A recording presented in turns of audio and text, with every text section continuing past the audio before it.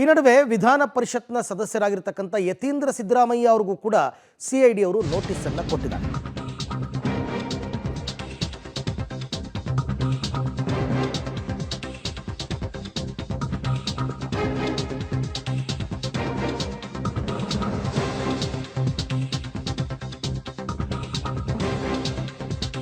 Lakshmi Hebbalkar city Ravi ಗಲಾಟೆ ಪ್ರಕರಣದಲ್ಲಿ Yathindra ಸಿದ್ದರಾಮಯ್ಯಗೆ CID notice ಕೊಟ್ಟಿದ್ದಾರೆ.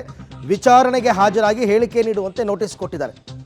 ಸಾಕ್ಷಿಯಾಗಿ ಹೇಳಿಕೆ ದಾಖಲು ಮಾಡಿಕೊಳ್ಳೋದಕ್ಕೆ ಮುಂದಾಗಿದ್ದಾರೆ ಸಿಐಡಿ ಅವರು. ಯಾಕೆಂದರೆ ಇವರು ಕೂಡ ವಿಧಾನ ಪರಿಷತ್ ಸದಸ್ಯರು. ಅವತ್ತೊಂದು ದಿನ ಗಲಾಟೆ ನಡೆದಾಗ ಅಲ್ಲೇ ಇದ್ದರು.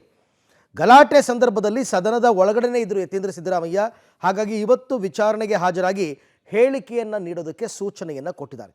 ಯತೀಂದ್ರ ಜೊತೆಗೆ MLC ಶ್ರೀನಿವಾಸ್ಗೂ ಕೂಡ ನೋಟಿಸ್ ಕೊಟ್ಟಿದ್ದಾರೆ ಅಂತಕ್ಕಂಥ ಮಾಹಿತಿ. ಸೊ ಅಲ್ಲಿಗೆ ಇವರಿಬ್ಬರನ್ನ ಸಾಕ್ಷಿಗಳನ್ನಾಗಿ ಪರಿಗಣಿಸೋದಕ್ಕೆ ಸಿಐಡಿ ತಂಡ ಈಗ ನಿರ್ಧಾರವನ್ನು ಮಾಡಿದೆ. ಸಾಕ್ಷಿ ಅಷ್ಟೇ, ಬೇರೆ ಇನ್ನೇನೂ ಇಲ್ಲ. ಹೌದಾ, ಆ ರೀತಿ ಕೂಗಿದ್ ನಿಜನಾ ಇಲ್ವಾ ಅನ್ನೋದ್ರ ಬಗ್ಗೆ ಇವರು ಸಾಕ್ಷಿನ ಹೇಳಬೇಕಾಗುತ್ತೆ.